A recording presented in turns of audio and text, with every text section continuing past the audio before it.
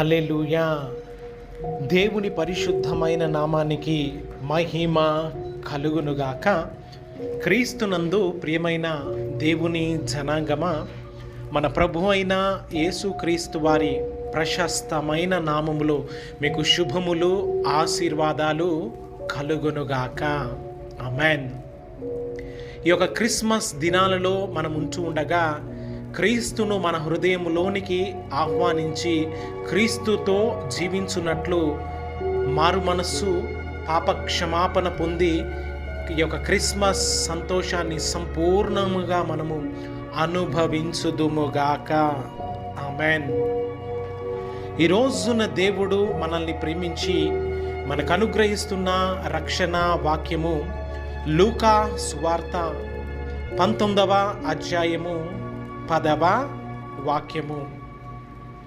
నశించిన దానిని వెదకి రక్షించుటకు మనుష్య కుమారుడు వచ్చెను. ఆమేన్. సర్వాధికారియు, అనంత జ్ఞాని అయిన దేవుడు నిత్య జీవము, పరలోక రాజ్యమును గూర్చిన సంగతులను మనకు తెలియజేస్తూ ఉన్నాడు. హల్లెలూయా. ఇక్కడ మన ప్రభు అయిన యేసుక్రీస్తు వారు నశించిన దానిని వెదకి రక్షించడానికి తాను వచ్చాడు అని తెలియజేస్తూ ఉన్నాడు. మరి ఏమి నశించిపోతున్నది అంటే, దేవుడు మనకు అనుగ్రహించిన ప్రాణ, ఆత్మ, దేహములు నశించిపోతూ ఉన్నవి.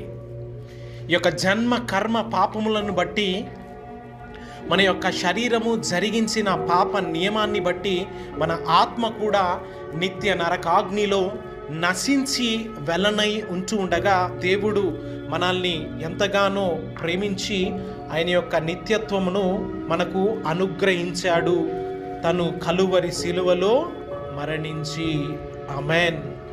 ఈరోజున ఈ యొక్క సత్యమును, దేవాది దేవుని సత్య సువార్తను వింటున్న నీవు నశించపోకుండానట్లు నీ కొరకు ప్రాణాన్ని ధారపోసిన మన ప్రభు అయిన యేసుక్రీస్తు వారిని నీవు విశ్వసించి దేవుని చేత నీవు కనికరించబడి దేవాది దేవుని యొక్క నిత్య రాజ్యములోనికి, నిత్య మహిమలోనికి నీవు నడిపించబడుదువుగాక.